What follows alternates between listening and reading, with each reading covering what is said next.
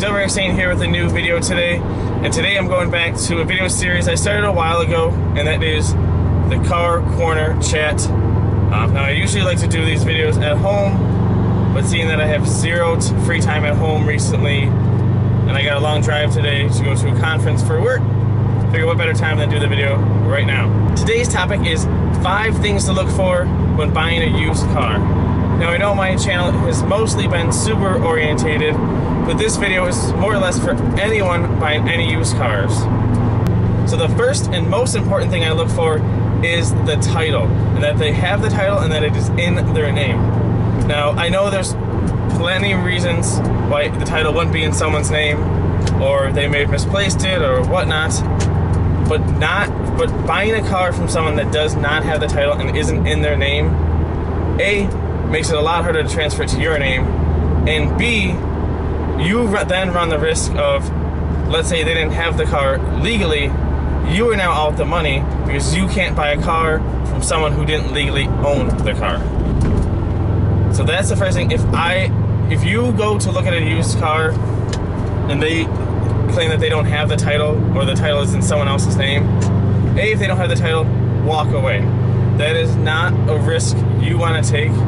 You do not want to have your name associated with a stolen vehicle. Even though you're just trying to purchase it, you did nothing wrong on your end, but still you don't want to be in possession of that car that is stolen.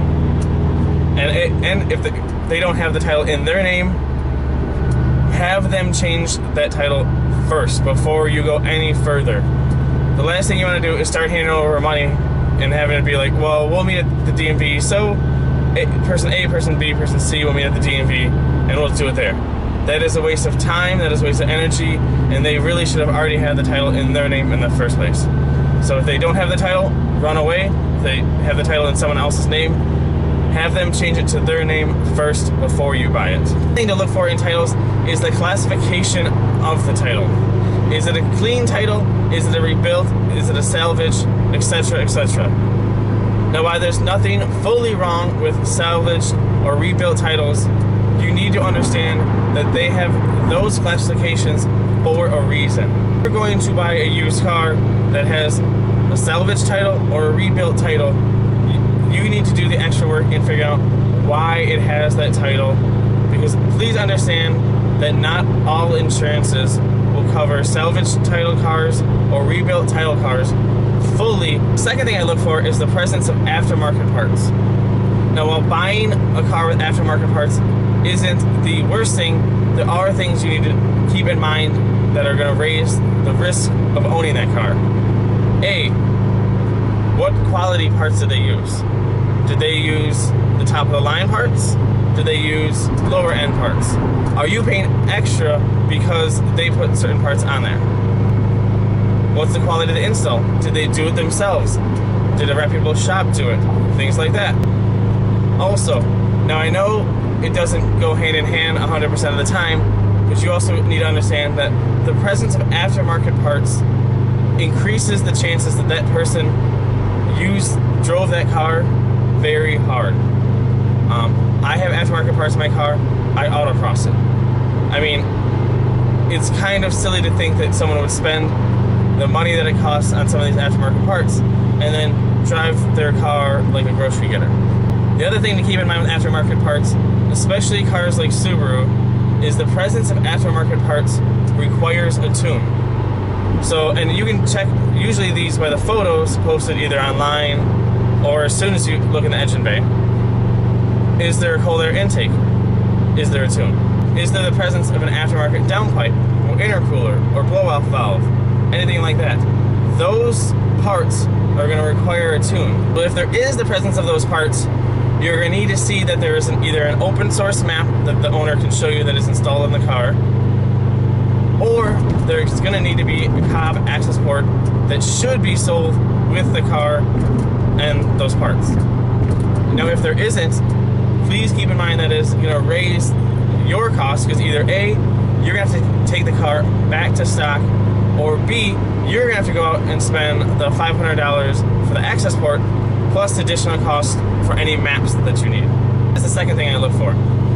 The third thing I look for I simply go and get a Carfax history report. Now, Carfax history report is very helpful in the fact that it shows you, A, every place the car has been. If the car was registered somewhere, it will show up on that. So if someone claims that the car is in California, has zero rust, anything like that, if you pull up the Carfax report and show that the car has been in Wisconsin for the past 5 years, you know that they're not being completely truthful. The other thing Carfax history reports can show you is some maintenance that has been done. So the third thing I look for is a Carfax history report. Now to go with that, the fourth thing is the maintenance history. Ideally, there would be some maintenance history with a reputable shop that you can go to and they can show you the history report. The other thing, you're going to have to rely on either what you see or what you're told. So things you need to look for are things depending on the mileage, the timing belt, the plugs, all of that. Please understand that depending on the mileage of the car, it can be very costly to bring your car up to maintenance. Also, the lack of proper maintenance being done timely also shows you that car owner's level of care towards the car. So obviously, if they have, let's say, a 2004 WRX that they have not come down the maintenance at all, they're running a very old timing belt, things like that, it shows you how much effort they put into keeping that car at peak performance. I also recommend having an independent person come out and verify that everything looks up to par on that car that you're buying. Because please remember, you are spending quite a bit of money. The last thing you want to do is have an issue 5 minutes after you bought the car that you should have known ahead of time that that car was going to have that issue. Fifth thing I look for is just the general body and undercarriage, the care of the car. Is there a lot of dents? Is there things like that? Can you see where there was damage to the car? Did the car rear end someone and that the bumper was replaced? Is there a shoddy reef spray job done? Looking at the undercarriage, is there rust? Can you see signs of aging? Things like that while aren't the most detrimental, are going to hurt your car later in its years, where you're not going to get the full usefulness out of it as you would like. Hey guys, those are the 5 things that I look for. If there's any additional things that you look for, please put them in the comments below. Otherwise guys, thanks for checking out Car Corner Chat episode 3.